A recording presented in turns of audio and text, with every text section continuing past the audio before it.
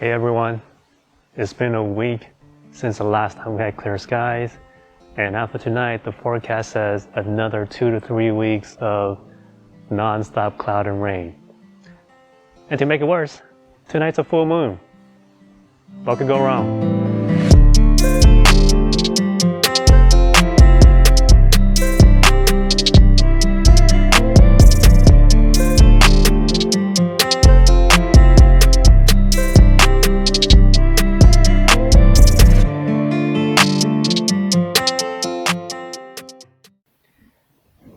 Hey everyone, my name is Angus Wong and I'm a beginner astrophotographer.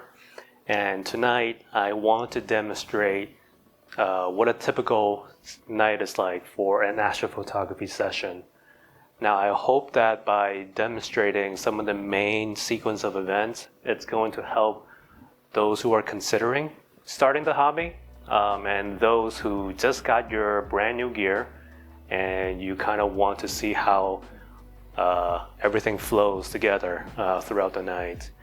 Now, this will not be a super detailed video, and I'm not going to go over each individual step in great depth, but I hope that by just demonstrating some of the key events, you guys will get a feel of what it's like to image the night sky.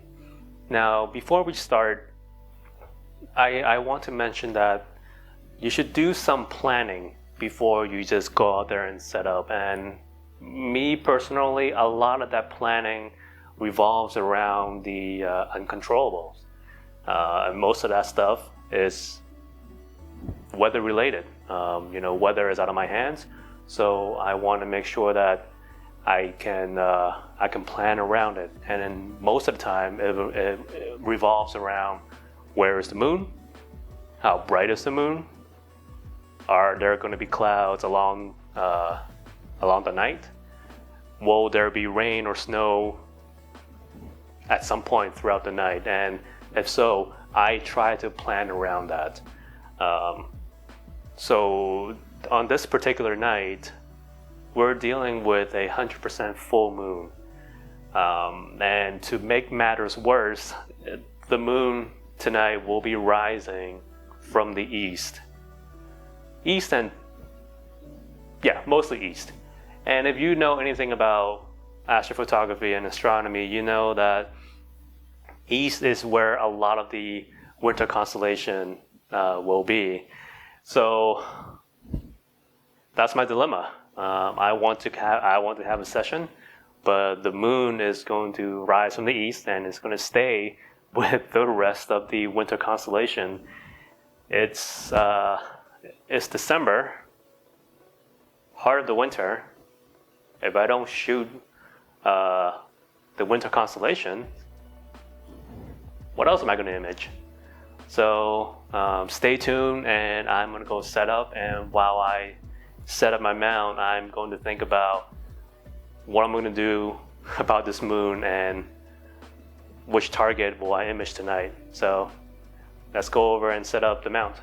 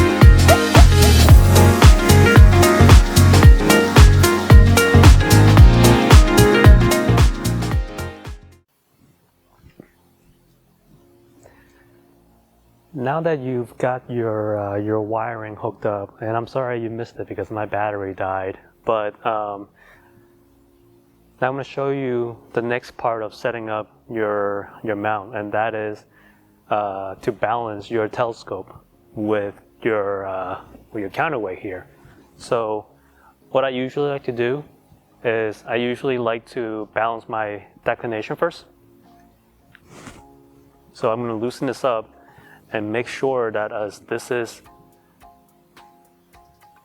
well, obviously it's not balanced right now. So what I can do is I can use the length of my dove plate, and I can either push this forward or push it backward. So I'm going to do that here.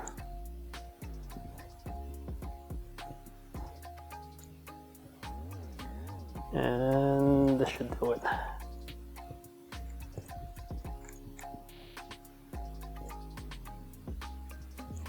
Okay, I'm going to try it again. Okay, so you see how on the declination axis, I can rotate it around and it's not going to move anywhere on its own. So that's how you know that the declination axis is balanced. So the next thing I want to do, I want to balance my RA axis. So I'm going to loosen it, let it dip down, and then, now this is already balanced, but I'm going to show you what it looks like when it's not balanced. I'm going to loosen this up. If I move this weight a little bit and I loosen the clutch, it's gonna, yeah, see, it's gonna move on its own. So you wanna make sure that your RA axis, it's balanced as well. And usually you do this a couple of times and you get a feel of where, you know, where your counterweight should be with your telescope. So, I mean, this is good enough. Now, a couple of things I want to mention about balancing is that when you balance, you want to make sure that everything that's on top of your mount is as if you're already shooting. That means that your lens cap is off and your lens cap for your guide scope is off as well, and that all of your wiring is hooked up as it should, because that plays a role as part of the balancing. And one other tip that I would give is that you should rotate your declination axis in a way that is sort of similar to how you would shoot throughout the night. Most of the targets that I shoot are straight up near the zenith, so I'm just gonna position my declination in this position so that the telescope is pointing straight up as I'm balancing. That way that when the mount is tracking throughout the night, I know that if I have this position balanced, then it will stay relatively balanced throughout the night. So hopefully that made sense. And then we can move on. We can move over to the next part, which is polar alignment.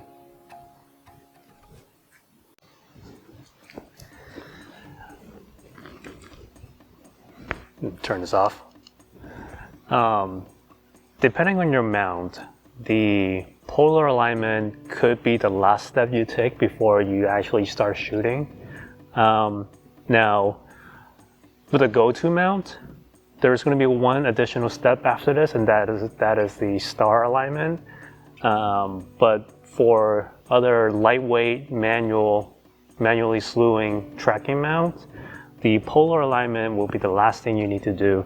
And I don't know if I can show you what it looks like through the scope. I think it'll be really hard, but all you really need to do is sort of get underneath the scope, the mount, and then look up through the polar scope and make sure that you see Polaris, and you see Polaris that matches up with the polar clock in your whichever app that you like to use.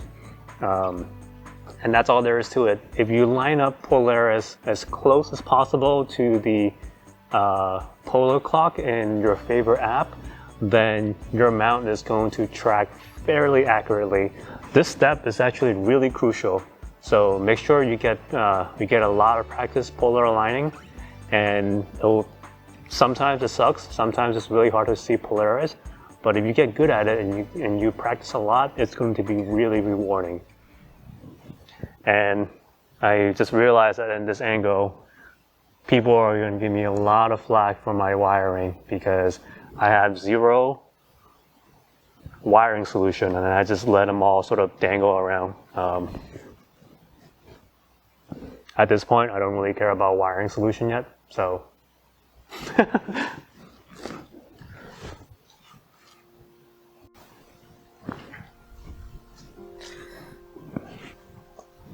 Now, this is the last step that most people would have to do before they can start taking their images, and that is to star align the mount. And you need to do that because after you're done with your polar alignment, all you've done was that you told the mount where Polaris is, and it'll rotate around Polaris.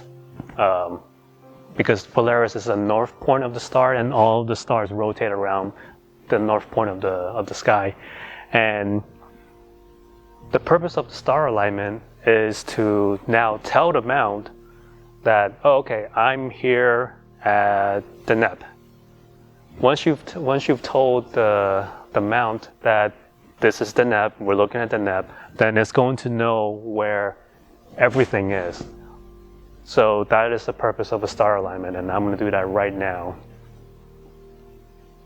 And I'm sorry I can't really show you through the laptop because I'm not equipped to have anything streamed from my laptop yet. And also, most people can do this from the hand controller.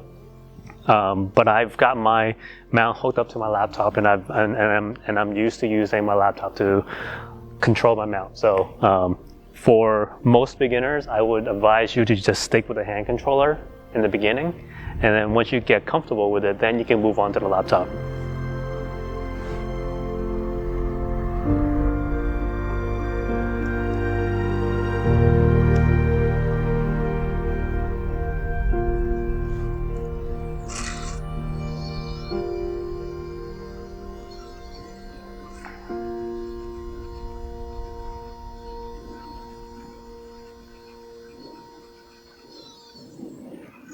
Okay.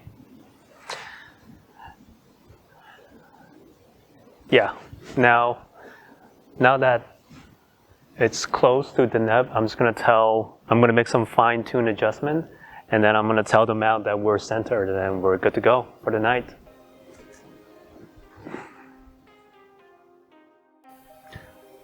I just want to show you guys the kind of moon that we're dealing with tonight.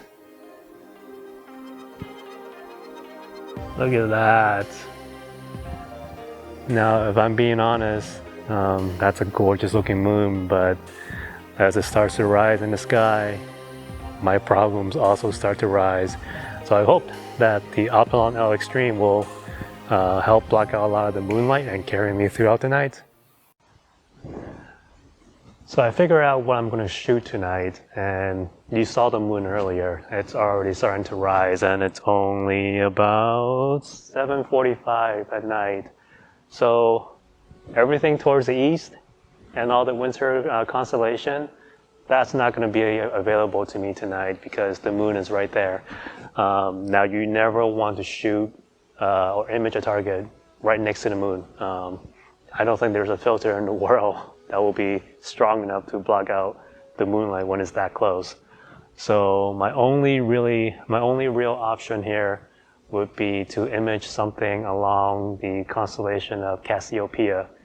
And this is a target that I've imaged before, and I have no problem imaging it again because I'll be doing it with a brand new telescope, so that's always exciting. And the target that I'm going to be imaging tonight will be IC 1805, the Heart Nebula. And hopefully, when tonight is over, I'll have a decent image to show you guys.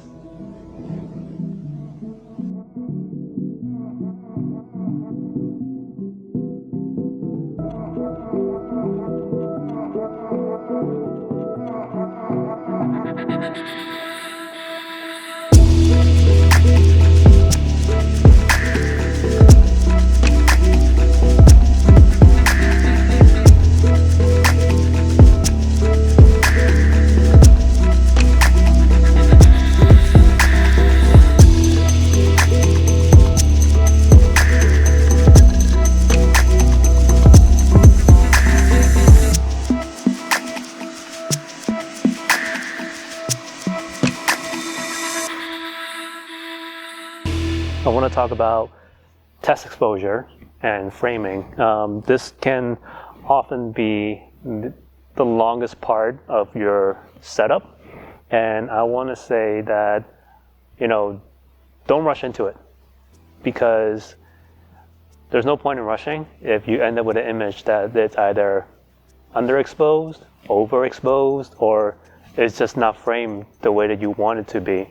So take your time, take as many test exposure as you want, and make sure that you've got your framing just the way you like it, because clear nights like this, a lot of times are hard to come by.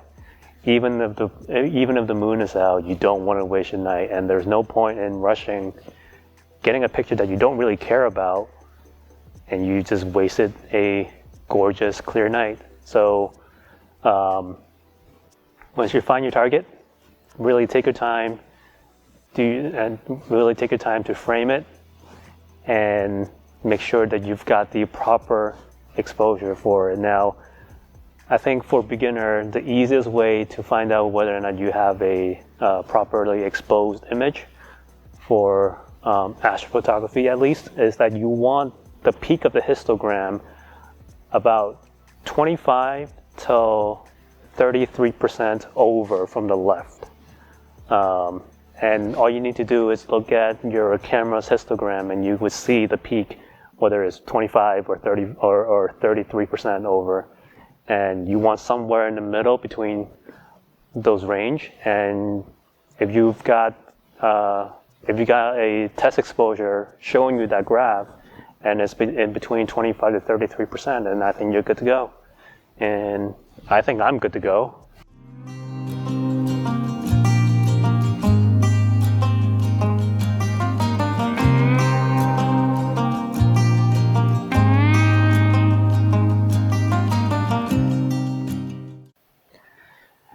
Hey everyone, it's actually been a couple of days, actually no, more than a week since the session that you watched. I've been really busy and I haven't had the time to process the video and process the images.